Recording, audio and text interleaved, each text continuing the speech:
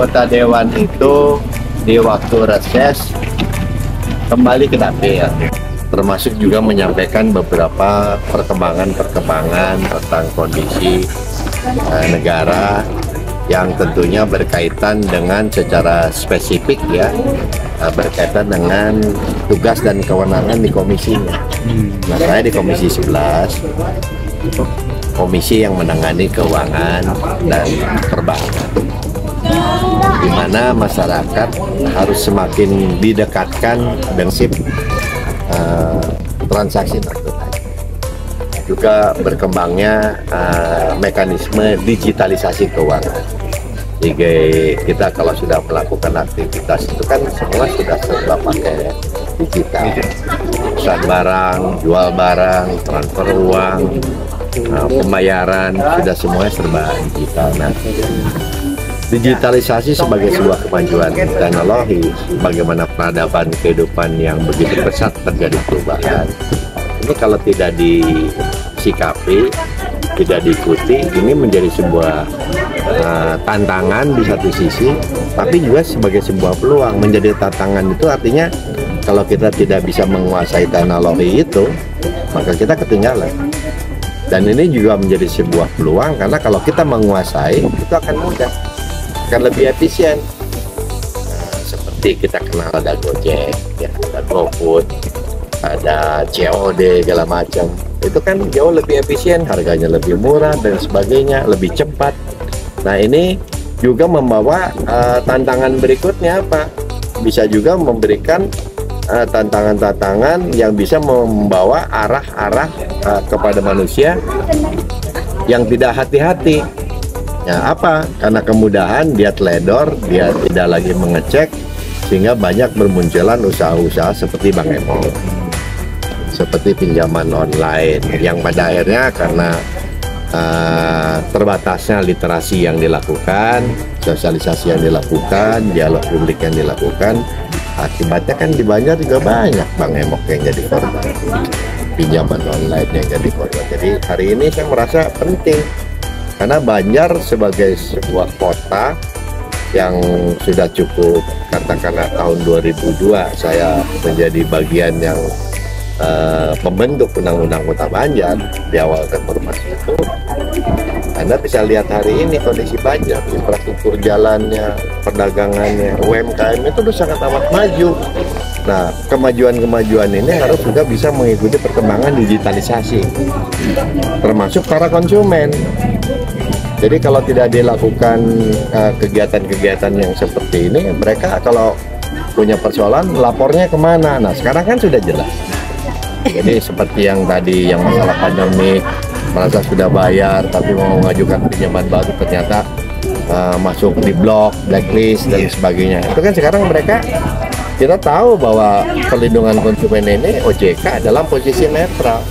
Dia dalam posisi tidak pada posisi melindungi konsumen itu dengan mengorbankan perbankan, tapi akan objektif dia. Kalau memang perbankan yang salah, ya akan dia tindak. Tapi kalau justru yang kesalahan itu di konsumen, ya artinya Anda salah, Anda nggak bisa. Anda sudah tahu, nah berarti kan si konsumennya yang lalai. Makanya ada istilah kalau dalam melakukan investasi harus lihat 2L, lihat legalitasnya. Dan satu hal yang memang saya masih melakukan hal-hal seperti ini tidak hanya sebatas di Banjar ya, di Kuningan juga kami lakukan. Kemarin saya di Ciamis ya, di Ciamis lebih kepada bagaimana pengendalian inflasi ya, dengan BI, karena dalam kondisi iklim yang ekstrim seperti ini itu yang namanya gagal panen dan sebagainya itu kan perang Ukraina, Rusia, Israel, Palestina itu membawa implikasi distribusi barang dan jasa juga terganggu. Sumber pupuk itu adanya di Ukraina. Jadi kalau hari ini bahan-bahan untuk pupuk itu semua dari sana. Nah, jadi kalau di hari ini orang sulit cari pupuk, harganya melambung tinggi. Nah, makanya ini yang harus juga dijelaskan kepada masyarakat. Pemerintah sudah berusaha. Nah, kalau memang kondisinya seperti itu tidak bisa segera cepat, ya kita yang harus bisa mengendalikan.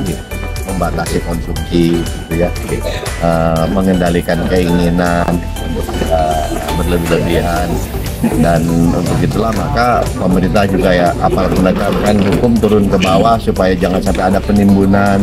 Kita lakukan operasi pasar, gitu. Nah, itu semua dalam rangka pengendalian inflasi. Nah, kalau hari ini lebih kepada industri jasa keuangan yang terkait dengan Bank Emok, pinjaman online, supaya mereka kalau berinvestasi tahu yang benar, setelah melakukan pinjaman-pinjaman juga dengan lembaga-lembaga yang akan terus berkembang karena masyarakatnya tidak banyak mendapatkan literasi dan edukasi, karena mereka tidak terlalu paham. Karena Bank Emok itu sepanjang mereka itu tidak memahami bahwa Bank Emok itu beresiko, dia nggak ngerti.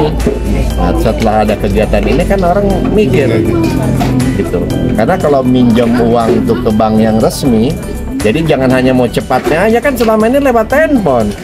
KTP difotokopi, kirim nomor rekening, masuk. Itu masih bagus. Kalau yang pinjamannya yang ilegal, kadang-kadang tanpa disadari minta nomor KTP dikasih. Padahal nomor KTP NIK itu sumber info-info lainnya, sampai nomor rekeningnya bisa ketahuan. Dia minta kode 3 angka, nggak sadar dikasih lagi kartu kita. Ya tahu-tahu rekeningnya jebol, 0 rupiah, dan itu terjadi. Nah, inilah literasi ini yang kita sampaikan supaya mereka terlindungi. Jadi OJK itu kan mengatur industri jasa keuangan. Yang namanya legal, namanya bukan Bank Emok lagi, ya legal, ada nama PT. Ya, Bank Emok dilegalkan. Bank Emok dilegalkan ya. Bank Emok itu kan bukan Bank Emok, hanya istilah saja. Yang legal banyak, BPR. Iya. Itu legal. Saya cenderung TikTok memang harus ditutup. Kalau untuk urusan bisnis ya jangan pakai TikTok. Karena berbisnis saya pakai perusahaan jasa keuangan. Karena kalau itu bisa menyesatkan. Dia dapat keuntungan dari pola tertentu, tapi kemanfaatannya dalam konteks sektor industri keekonomian mungkin buruk. Bahkan akan mendorong orang ke sana menjadi judi online. Sepakat gitu ya? Sepakat saya. Kalau nasib UMKM yang merugi gimana Pak? UMKM tidak perlu juga berbisnis lewat TikTok. Banyak cara-cara lain, karena mungkin di TikTok. Pedagang di Facebook, di WhatsApp juga bisa.